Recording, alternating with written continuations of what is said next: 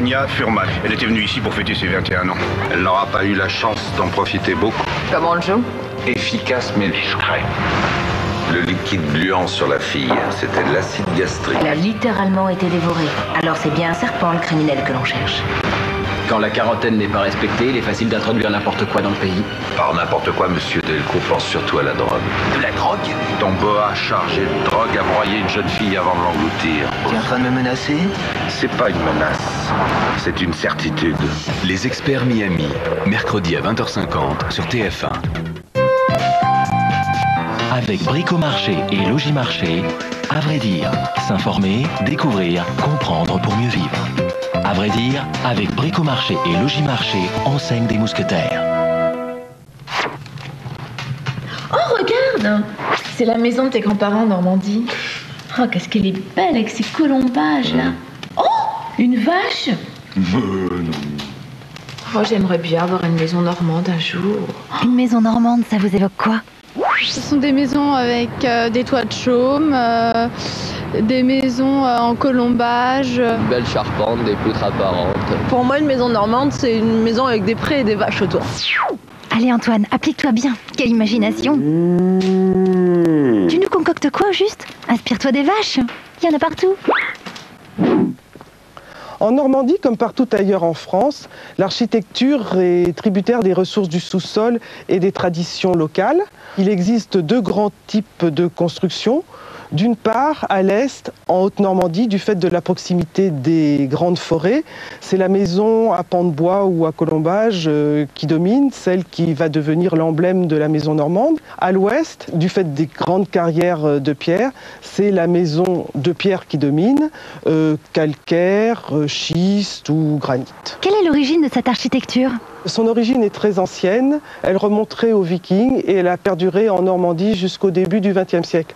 La maison à pans de bois, c'est donc une ossature en bois, de chêne ou d'orme ou toute autre essence locale, qui est soutenue par des poteaux. Et à l'intérieur des poteaux, il y a les colombes. Ici, c'est le plus courant, c'est vertical, mais on trouve aussi des motifs de chevrons, de fougères, de croix de Saint-André.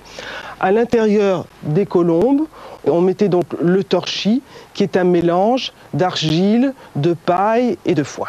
Et le toit de chaume, c'est quoi au juste? Autrefois, il était composé de paille, de seigle et de blé. Aujourd'hui, il est composé de roseaux, que l'on cultive d'ailleurs sous le pont de Normandie encore.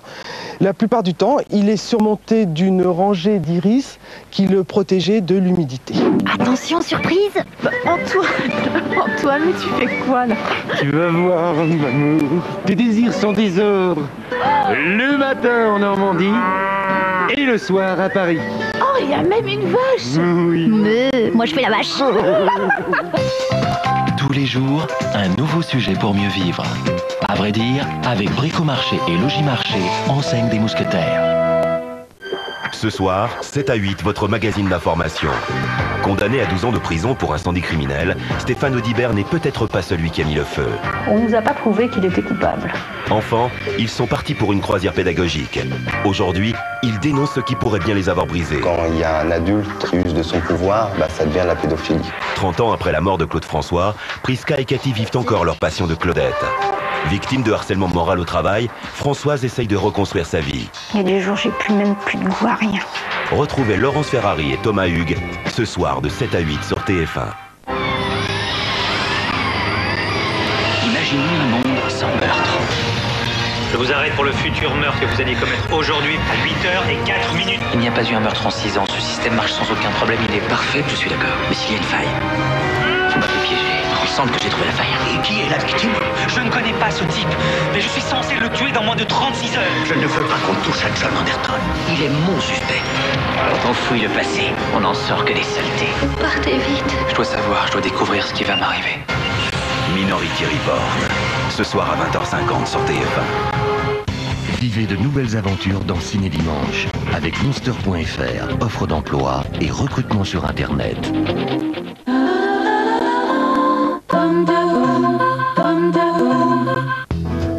Sucre d'orge, joli sucre d'orge, tu es un croquet.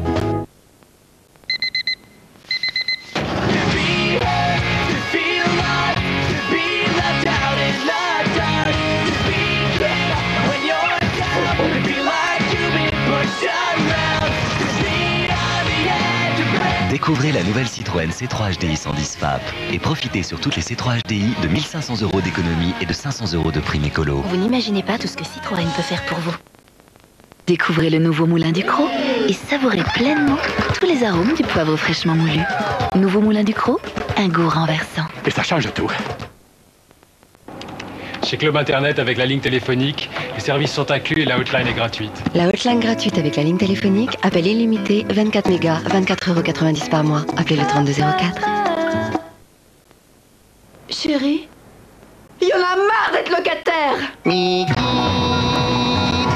il y en a marre des locataires, pour devenir propriétaire. Mikit. Mais sans Mikit, quand on veut, on peut. Bah voilà, chérie. Secret d'un grand coiffeur pour un lissage parfait. Notre solution pour les cheveux difficiles à lisser, c'est Thermolisse, le nouveau programme professionnel de Sange. Ces micro-huiles nutritives sont suractivées par le séchoir pour un lissage brillant, sans frisottis. Réalisé chez vous, ce brushing miroir dont seul de Sange a le secret. Nouveau Thermolisse de Sange, toute la compétence professionnelle d'un grand coiffeur, chez vous. Rock Voisine. Son nouveau single, Une femme. Inclut Tant pis en version 500 choristes. Avec Chérie FM. Les cartouches d'encre de France Tonnerre sont moins chères. Plus d'infos sur francetonnerre.fr. Chez Feu Vert, pour un pneu acheté, vous en avez 2, pour 2, vous en avez 4, pour 4, 8 et oula. Et ainsi de suite. Opération coup double, un pneu acheté égale un pneu offert. Vous allez adorer. Feu Vert, en route vers le bien-être. Chaque jour pour être bien, j'ai besoin de magnésium. J'ai besoin de Rosanna. Mon magnésium, c'est Rosanna. Without you in my life today, how can I reach you now and feel the game that we play? Whatever love. Une cerise tendre dans un délicieux chocolat noir.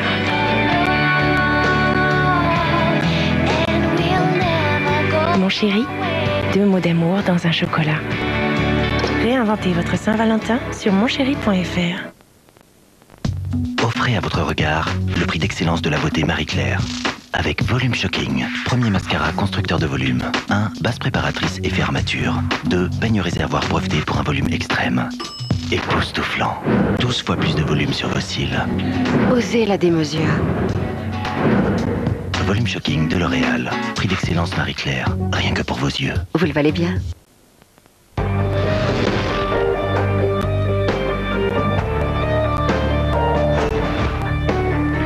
Quoi ma gueule? Qu'est-ce qu'elle a ma gueule? Quelque chose qui ne va pas. Elle ne te revient pas. Optique 2000, c'est pour tous 2 paires pour le prix d'une. La deuxième paire est gratuite, même en progressif solaire. Qu'est-ce qu'elle a ma gueule? Optique 2000.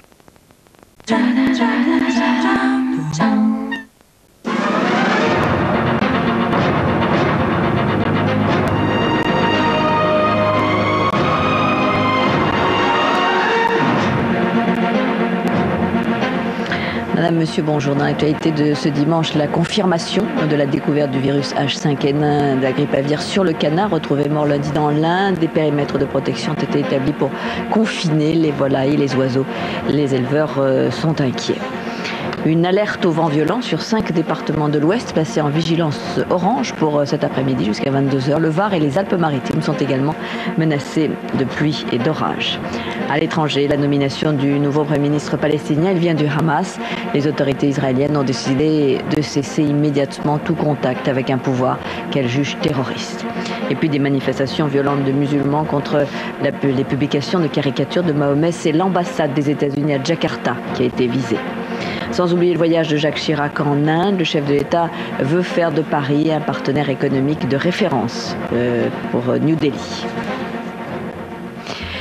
Les résultats des analyses définitives sur le canard retrouvé mort dans l'Ain sont tombés hier soir et confirment bien la présence du virus H5N1 de la grippe aviaire dans sa forme hautement pathogène. C'est donc la première fois qu'un cas est signalé en France. Des périmètres de sécurité ont été établis autour du site. Voyons comment réagissent les éleveurs et les consommateurs sur un marché d'une commune voisine avec Mathieu Dupont et Élise Le Guével. Poulet de Bresse, canettes, dinde ou pintade, rien ne manque sur le petit marché de Saint-André-de-Corcy. Un dimanche presque comme les autres, s'il n'y avait pas cette maudite affaire de virus qui, pour l'instant, empoisonne davantage le commerce que les poulets. Mais parce que les gens, à force de leur en parler, ils ont pris peur, et ils prennent peur, ils n'achètent pas de volaille, c'est tout. Donc il y a une moins grande consommation. Je veux dire, pour nous, c'est déjà du dégât, mais ça l'est effectivement pour les producteurs. Au-delà de 60 degrés, il n'y a pas de souci. Il n'y a pas de souci, les gens peuvent en manger autant qu'ils en veulent.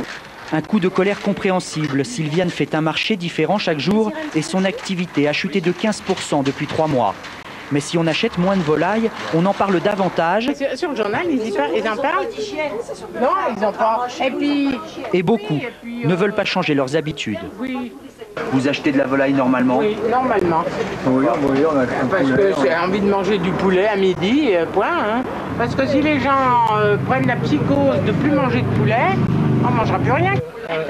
Et plus que la consommation de volaille, dans les allées, c'est surtout l'ignorance sur ce virus et ses conséquences qui inquiètent. Moi, je sais pas, je consomme, mais je peux pas vous dire s'il y a un risque ou pas. Est-ce qu'on nous cache quelque chose ou pas? Pourtant, ce petit producteur de la Dombe a tenu à se déplacer pour le traditionnel marché dominical, une nécessité économique car ici, on veut rester optimiste.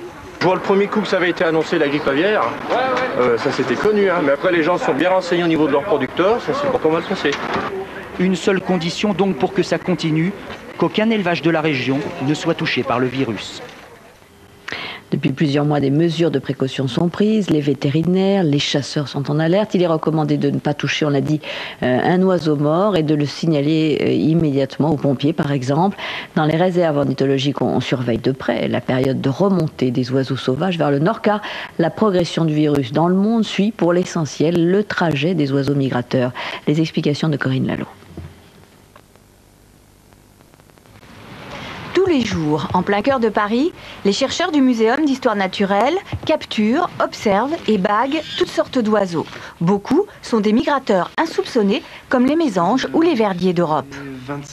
Ces oiseaux-là peuvent provenir de Russie, de Lituanie. On voit ça parce que les oiseaux sont déjà bagués. On a des contrôles cette année d'oiseaux qui venaient de Lituanie, etc. Les oiseaux migrateurs peuvent parcourir jusqu'à 7000 km pour rechercher la chaleur et la nourriture qu'ils ne trouvent plus en Europe lorsqu'arrive l'hiver. Les routes migratoires sont multiples et varient selon les espèces. Les principales suivent la côte ouest de l'Afrique ou traversent le Sahara. Les migrations s'étalent aussi dans le temps. Les migrations commencent à peu près aujourd'hui, on est dans les balbutiements, mais les vrais départs d'Afrique vont commencer, disons, fin février, début mars, pour culminer plutôt fin mars et au mois d'avril. Mais elles vont se poursuivre selon les espèces et selon les populations durant le mois de mai et même durant le mois de juin. Les chercheurs du CIRAD de Montpellier effectuent en ce moment même en Afrique toute une série d'analyses sur des oiseaux migrateurs. Objectif, vérifier s'ils sont porteurs du virus de la grippe aviaire. Renaud Lancelot revient du Tchad. Quand on a commencé à parler du problème au Nigeria, donc c'est il y a quelques jours, tout le monde a dit « Ah, ça y est, on a enfin la preuve que les oiseaux migrateurs sont en cause ». Or, il semble qu'on soit allé trop vite en besogne, hein, et en l'occurrence, on ne peut pas éliminer l'hypothèse d'une introduction de la maladie par des mouvements commerciaux. Enfin, tous les volatiles n'ont pas la même sensibilité au virus. Les oiseaux sauvages sont, semble-t-il, moins vulnérables que les poulets. Au total, 6 pays d'Europe sont désormais concernés. Donc, outre la France, il y a l'Italie, l'Autriche, la Slovénie, la Roumanie, mais aussi l'Allemagne, où 28 nouveaux cas ont été détectés sur des oiseaux morts, ce qui porte à 41 le nombre d'animaux touchés. Tous les élevages sont confinés, comme en France, mais tout est fait pour rassurer les consommateurs. Thomas Auro et David Cosset se sont rendus sur place. Chaque jour, ils en découvrent davantage. Déjà 41 oiseaux sauvages tués par le virus H5N1 au large de l'île de Rügen au nord de l'Allemagne. Et les autorités sont certaines d'en repêcher d'autres. En attendant, la zone est circonscrite, interdite au public. comme tous les élevages de volailles du pays. Depuis vendredi, les éleveurs ont pour consigne de fermer la porte aux visiteurs. Notre objectif, c'est que le virus ne pénètre pas dans les élevages. Nous voulons protéger les animaux. Or, toutes les personnes étrangères, des journalistes ou des visiteurs sont susceptibles de faire rentrer le virus. Isolement et confinement systématique des élevages, comme en France. Sauf qu'ici, les dérogations n'existent pas. L'amende peut s'élever à 25 000 €. Dans cette ferme bio, la propriétaire n'a trouvé qu'un petit abri pour ses poules, suffisant pour quelques semaines, mais elle craint de les voir s'entretuer ou tomber malades. Seuls les contrôles du vétérinaire la rassurent. Nous avons quelqu'un de très bien envoyé par les services vétérinaires et je sais que dans n'importe quel cas, si on a un doute, on peut le faire venir tout de suite et il fera des tests. Toutes ces mesures rassurent les éleveurs, mais aussi les consommateurs allemands. En novembre, une première alerte à la grippe aviaire a fait baisser la consommation de poulet de 10%. Aujourd'hui, ils prennent la nouvelle avec plus de recul. Je n'ai pas baissé ma consommation de poulet parce que je sais que si je cuis ma viande à 70 degrés, je ne risque rien. Il y a très peu de risques d'être infecté par ce virus et je ne veux pas me laisser saisir par la panique. Jusqu'à présent, les Allemands réagissent avec calme à l'arrivée du virus H5N1 sur le territoire. Et ils savent que l'épidémie en est seulement à son tout début. Les autorités allemandes ont déjà prévenu que le virus ne pourra être éradiqué en seulement quelques semaines. Effectivement, car on nous signale à l'instant 18 nouveaux cas de ce virus H5N1 détectés sur des oiseaux sur l'île de Rügen, en mer Baltique. Des experts militaires se sont déjà déployés sur place pour procéder à une décontamination. Angela Merkel, la chancelière, se rendra sur place dans la journée. Une alerte au vent violent en France sur le littoral atlantique. 5 départements de l'Ouest, la Charente-Maritime, la Gironde, les Landes et les Pyrénées-Atlantiques sont placés en vigilance orange jusqu'à 22 h ce soir. On redoute des vents de plus de 130 km/h et une tempête en mer. Même alerte, vous le voyez, sur le Var et les Alpes-Maritimes. Au Proche-Orient, le Hamas, vainqueur des élections législatives palestiniennes, a choisi Ismail Haniyeh comme Premier ministre du nouveau gouvernement et les autorités israéliennes ont estimé que l'autorité palestinienne était de facto devenue une autorité terroriste et a décidé aussi de cesser toute relation avec elle. Jean-Marc Pilas est notre correspondant. Presque concomitamment ce matin, Ismail Haniyeh, tête de liste du Hamas, était officiellement désigné Premier ministre de l'autorité palestinienne, tandis qu'Ehud Olmert, le Premier ministre israélien par intérim, annonçait la rupture des contacts avec le nouveau régime palestinien. Il est clair qu'à la vue de la nouvelle majorité Hamas, du Parlement palestinien et de la formation d'un gouvernement dirigé par le chef du Hamas, de facto, l'autorité palestinienne est devenue une autorité terroriste. Israël a également décidé le gel partiel des transferts de fonds à l'autorité palestinienne, à l'exception de l'aide humanitaire. Hier, lors de l'inauguration du nouveau Parlement palestinien à majorité Hamas, Mahmoud Abbas, le président de l'autorité palestinienne, avait invité le futur gouvernement Hamas à respecter les accords signés avec Israël. Le mouvement islamiste lui a aussitôt opposé une fin de non-recevoir. Puis de nouvelles manifestations de musulmans contre les caricatures de Mahomet. Cette fois, ils s'en sont pris à l'ambassade des États-Unis à Jakarta. La police n'a pas réussi à maintenir les assaillants. Rassemblement impressionnant également à Istanbul, en Turquie. Là, nous sommes toujours en Indonésie, donc affrontement avec la police. Et puis donc, rassemblement ensuite en Turquie où des dizaines de milliers de personnes s'en sont pris aux lieux occidentaux pour protester contre ces caricatures. Manifestations aussi au Pakistan. Puis l'arrivée de Jacques Chirac à New Delhi, après la Thaïlande, le chef de l'État effectue une visite de 2 jours en Inde, un voyage qui a pour but de faire de la France un partenaire de référence de l'Inde, dont l'énorme marché est convoité par les entreprises françaises. Il y a de nombreux chefs d'entreprise d'ailleurs qui accompagnent le chef de l'État. Une initiative pourrait aider en France les détenus à se réinsérer, constatant que les travaux d'intérêt général qui sont prévus par la loi pour les petites condamnations sont en fait peu utilisés. Une association du Calvados s'est mobilisée pour permettre à plusieurs condamnés d'effectuer leur peine en participant aux travaux des champs. Voyez le reportage d'Alain Amar et Jean-Yves May. Pris pour conduite en état d'ivresse, Michael paye sa dette à la société. Il a choisi d'installer des clôtures, d'aider un éleveur à empêcher ses vaches de divaguer sur les routes plutôt que d'aller en prison. Le système est très bien, je préfère faire des clôtures que d'être au chaud en présent. Il restera au service de l'éleveur 3 semaines d'affilée, mais il rentre chez lui le soir et a le droit de se reposer le week-end.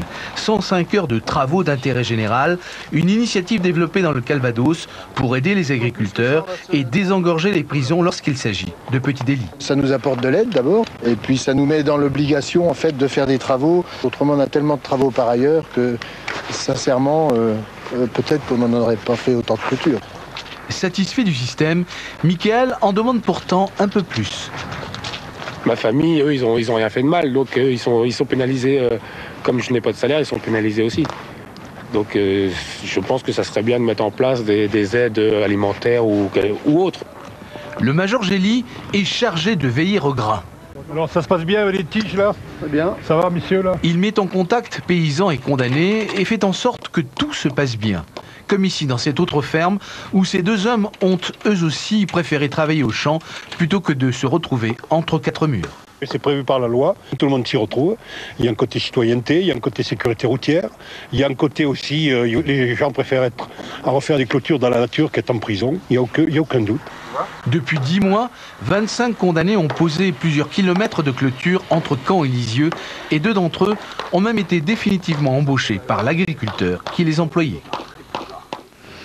L'un des derniers enseignements du recensement de l'INSEE concerne les nouvelles pratiques des citadins. Les habitants des villes partent de plus en plus à la campagne, où le logement est moins cher, où la qualité de vie est meilleure, même si les trajets quotidiens pour gagner son lieu de travail sont plus longs. En tout cas, pour certaines zones rurales qui avaient été désertées autrefois, eh bien c'est un véritable bouleversement, comme nous l'expliquent Florence Demini et Philippe Leroux. On y va, et doucement. Le meilleur moyen d'évaluer l'afflux de population vers les villages, c'est certainement ici à la cantine. Les écoles rurales sont désormais trop petites, les cantines débordées. Quand je suis arrivé, on avait 2 services pour à peu près une 50aine d'enfants. Et là, maintenant, on est à 2 services à 95-100 enfants. Un nouveau restaurant scolaire est en construction. En fait, tous les frais sont démultipliés pour Saint-Ouen-les-Vignes, qui a vu sa population augmenter de 25% en 10 ans. Voirie, logement, collecte des ordures, aménagement de commerce ou de parking. Résultat, c'est la communauté de communes qui centralise les besoins. En Vert, sur ce plan, 5 villages voisins sont réunis pour organiser l'avenir. Une commune qui, par exemple, va essayer de mettre en place un centre de loisirs toute seule, va peut-être y arriver, mais elle ne fera que ça. Si on gère cette problématique au niveau d'un territoire plus important, on mutualise les coûts et on peut y arriver. Exemple, Limeray, 1023 habitants, la place de l'église fait peau neuve, un bar vient d'ouvrir, mais l'objectif du village est aussi de conserver une qualité de vie. On va arriver à 1200-1300 habitants dans les 10 années qui vont venir pour que justement garder nos commerces de proximité, notre boulanger, notre salon de coiffure, notre pharmacien et puis garder nos écoles aussi. Car c'est pour cela que des citadins comme Sonia Ménini s'installent à la campagne. Déjà au niveau de la garderie, au niveau de la cantine, puisqu'il y a une nouvelle structure qui se met en place, il y a vraiment des choses, ça va toujours en avant, ça bouge. Les petites communes rurales sont en pleine mutation à l'unisson de la population française. Une page sportive à présent avec d'abord les Jeux Olympiques de Turin. Vincent Defrane a reçu hier soir, sa médaille d'or. C'est la 3e médaille d'or française. Le biathlète de 28 ans a remporté, vous le savez, la poursuite devant le champion olympique en titre, le Norvégien Bjørn Dalen, au terme d'une course très disputée. Un succès fêté, vous le voyez, toute la nuit avec le reste de l'équipe de France. Et puis ce matin, le relais de ski de fond, les Français, le relais français passé tout près d'une médaille en terminant 4e. Une course très mouvementée pour les tricolores, car ils étaient en tête. Emmanuel Genier puis s'est trompé de chemin. Il a perdu alors beaucoup de temps. Et puis le dernier relayeur, Vincent Vitoz, aurait été gêné au moment du passage du relais. La France, qui a d'ailleurs déposé une réclamation, a fini avec 21 secondes de retard sur la Suède. 3e, c'est l'Italie qui a remporté la médaille d'or. En football, le Paris Saint-Germain s'est incliné sur sa pelouse face au Mans 1-0, but sur pénalty de Cédric Forêt. En revanche, Bordeaux poursuit son beau parcours en s'imposant 2-0 à Ajaccio. À noter aussi la défaite d'Auxerre à Sochaux et les victoires de Lille, Rennes, Strasbourg et Nancy. Ce sont des textes de femmes qui sont dits et joués par la comédienne Fanny Cotenson, qui est seule en scène. Des auteurs comme Benoît de Groult, Simone de Beauvoir, Colette, Virginia Woolf ont été sélectionnés, choisis, regroupés par Anne Rothenberg pour faire de ce spectacle un moment d'émotion. Il s'intitule Fragment d'elle. Il se donne à la Comédie des Champs-Élysées. Didier Chauffier et Michel Nogaret l'ont vu pour nous. La littérature, la passion de Fanny Cotenson. Ici, dans cette librairie du Faubourg Saint-Honoré, elle trouve des pièces uniques, les éditions originales de la plupart des grands auteurs du siècle dernier. La femme rompue. C'est sublime. C'est avec des textes comme celui-ci qu'elle reconstitue la vie d'une ou de plusieurs femmes. Voici mes résolutions pour les 3 mois qui viennent. D'abord, n'en prendre aucune. Moi, je fus enceinte. La maternité, l'enfance, l'adolescence, le désir, l'amour et le bonheur, l'âge et le culte du jeunisme se mêlent dans cette fresque insolite. Enfin, j'eus le ventre. Obèse. Si j'ai désiré comme ça faire un spectacle en prenant les mots de ces femmes, c'est qu'elles m'ont aidé à vivre.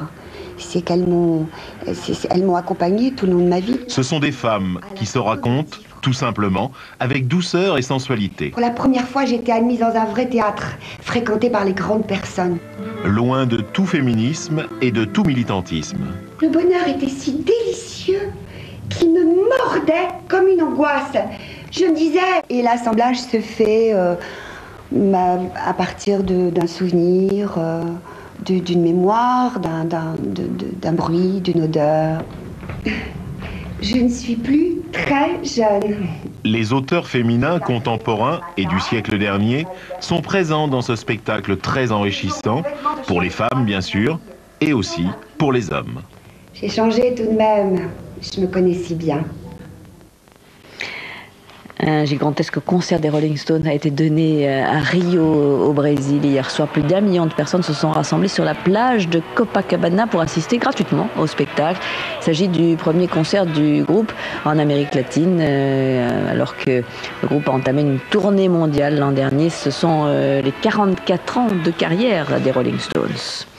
Comment rendre l'art contemporain accessible au plus grand nombre en l'insérant dans la vie quotidienne et en créant par exemple une galerie dans un centre commercial. L'expérience a été menée avec succès à Vannes où se sont rendus Marion Gauthier et Jean-Michel Chappe. Un parking, ses enseignes et son rideau de fer, entrez voir. Ceci n'est pas un magasin de décoration ou d'encadrement, mais bien une galerie d'art installée depuis 1 an et demi en pleine zone commerciale. Je suis venu pour voir ce qu'on présentait. Qu'est-ce qu'on présente ici? De la peinture, de la sculpture, ça je le savais. Mais bon, il y a différentes choses. Bon, il y a des choses que j'aime, d'autres que j'aime pas. Il faut pas tous les goûts. S'inspirant de modèles nord-européens, la galerie, facile d'accès, propose un vaste choix d'œuvres pour tous les publics et une tribune pour les artistes.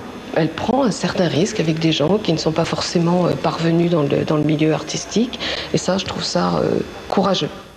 Le lieu a été conçu comme une alternative aux musées et aux galeries parisiennes souvent élitistes. Les prix sont affichés, les œuvres côte à côte, déroutant pour les puristes, découverte pour les néophytes. Un supermarché de l'art, peut-être.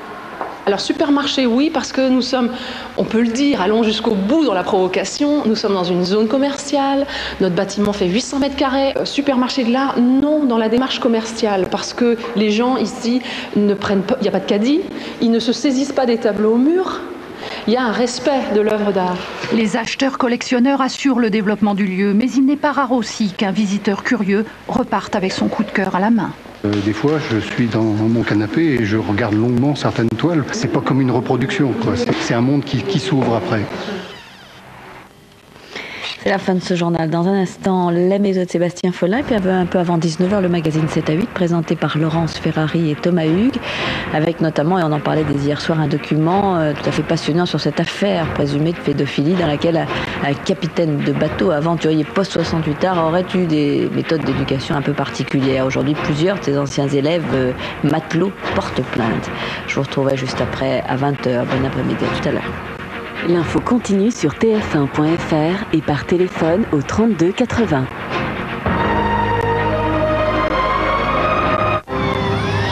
Ce soir, Ciné Dimanche. À 20h50, Minority Report avec Tom Cruise et Colin Farrell. Et qui est la victime? Je ne connais pas ce type, mais je suis censé le tuer dans moins de 36 heures. À 23h25, Le règne du feu avec Christian Bale et Matthew McConaughey. Ce gars est un tueur de dragons. Vous êtes d'attaque pour courir dans moins de 30 secondes. Cette bestiole va vous tomber sur le dos. 20h50, Minority Report. 23h25, Le règne du feu. Votre soirée cinéma sur TF1.